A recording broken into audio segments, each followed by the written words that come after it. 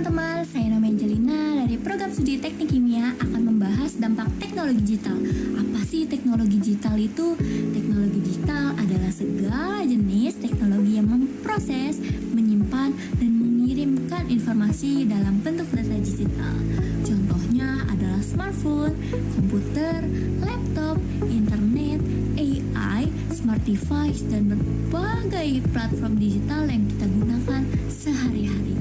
Teknologi digital ini memungkinkan informasi bergerak sangat cepat, akurat, dan mudah diakses kapan saja dan di mana saja loh. Di era Society 5.0, teknologi digital bukan hanya menjadi alat bantu, tetapi sudah menjadi bagian penting dalam kehidupan manusia, mulai dari pendidikan, pekerjaan, hingga sosial dan budaya.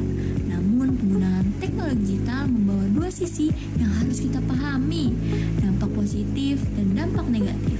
Namun dalam video ini saya akan membahas keduanya secara lengkap. Mohon teman-teman untuk disimak dan dicatat ya, agar bisa bermanfaat dalam kehidupan sehari-hari. Let's go!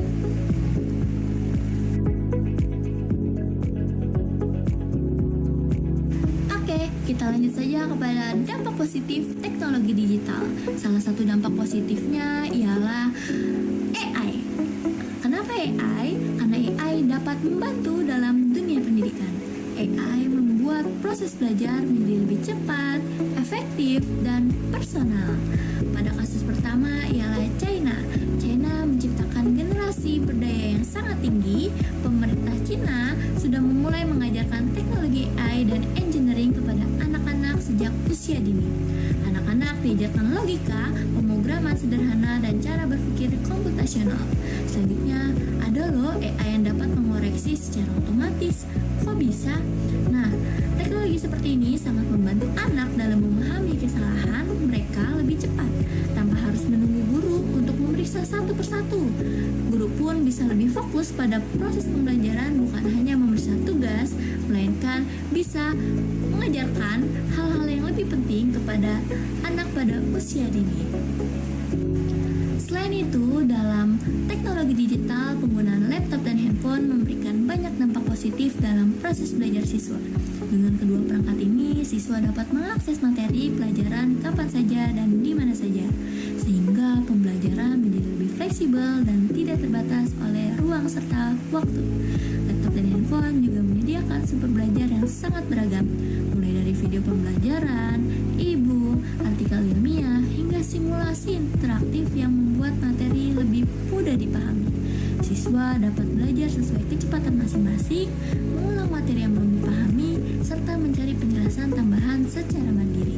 Selain itu, gadget memudahkan komunikasi antara siswa dan guru melalui berbagai platform digital, sehingga proses konsultasi, pengumpulan tugas, dan diskusi dapat dilakukan dengan lebih efektif. Tak hanya itu, belajar menggunakan perangkat digital juga membantu siswa menguasai literasi digital sejak dini, seperti kemampuan mencari informasi, membuat presentasi, menulis dokumen, hingga memahami etika penggunaan teknologi. Namun, di balik semua manfaat tersebut, teknologi digital juga memiliki dampak negatif yang perlu kita waspadai. Salah satunya adalah penyebaran hoaks dan informasi palsu. Di era digital, hoaks dapat menyebar sangat cepat melalui media sosial, WhatsApp, dan berbagai platform online. Banyak orang yang tidak memeriksa kebenaran informasi sebelum menyebarkannya, sehingga menyebabkan kebingungan dan bahkan masalah sosial. Teknologi digital juga dapat berdampak pada perilaku anak. Banyak anak yang menjadi mudah terdistraksi dan malas belajar karena terlalu sering menggunakan gadget untuk hiburan. Aplikasi game, video pendek, dan media sosial membuat mereka kehilangan fokus dan sulit mengatur waktu belajar. Jika tidak dikontrol, hal ini dapat menurunkan prestasi siswa dan mempengaruhi motivasi belajar. Selain itu, salah satu ancaman terbesar dari teknologi digital adalah deepfake. Teknologi yang memanipulasi wajah dan suara seseorang sehingga tampak sangat nyata. Contohnya adalah video yang sempat viral menampilkan Presiden Jokowi sedang berpidato dengan menggunakan bahasa Mandarin. Banyak orang yang mengira video tersebut asli, padahal itu hanyalah hasil teknologi deepfake.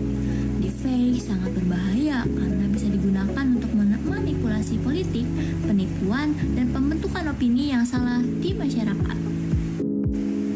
Di sini teman-teman bisa menganalisis secara bersama-sama bahwa video original lebih menyambung dalam pembicaraan dengan mimik wajah, sedangkan video deepfake terlihat sangat berbeda dengan omongan dan mimik wajah. Sangat tidak nyambung ya teman-teman. Teman-teman juga bisa menganalisis dari gerak tubuh. Terkadang terlihat sangat cepat dan terlihat sangat lambat. Itu adalah video deepfake ya teman-teman, jangan sampai tertukar.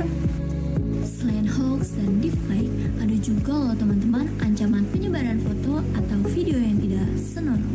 Banyak kasus ketika seseorang mengancam korban dengan menyebarkan foto atau video pribadi yang sebenarnya tidak pernah direkam oleh korban. Ada juga yang menggunakan teknologi AI untuk menempelkan wajah seseorang ke foto yang tidak pantas, lalu memeras korban hingga korban tidak berdaya. Ini sangat berbahaya dan merugikan secara psikologis maupun sosial. Untuk menanggulangi berbagai dampak negatif teknologi digital, ada beberapa langkah yang dapat dilakukan secara sederhana namun efektif. Pertama, kita perlu meningkatkan literasi digital, yaitu kemampuan untuk memeriksa kebenaran informasi sebelum mempercayai atau menyebarkannya. Ini dapat dilakukan dengan membiasakan diri melalui cek fakta melalui situs resmi, menelusuri sumber berita, serta berhati-hati terhadap judul provokatif dan konten yang tidak jelas. Kedua, penggunaan gadget harus diatur dengan disiplin, terutama bagi anak-anak ya teman-teman, dengan menetapkan durasi penggunaan yang sehat dan memastikan perangkat dipakai dengan tujuan belajar, bukan hanya hiburan semata. Dan ketiga, penting bagi kita memahami teknologi deepfake agar tidak mudah tertipu oleh video yang telah dimanipulasi. Kita bisa mengeceknya dengan memperhatikan gerakan wajah yang tidak natural, kualitas suara, atau ketidaksesuaian konteks video dengan sumber aslinya. Selain itu, untuk mencegah penyebaran foto dan video tidak senonoh, pengguna harus menjaga privasi digital dengan tidak membagikan data sensitif, mengatur izin aplikasi, serta menggunakan keamanan tambahan seperti password yang kuat dan two-factor verification. Dengan langkah tersebut, kita dapat menggunakan teknologi digital secara cerdas, aman, dan bertanggung jawab.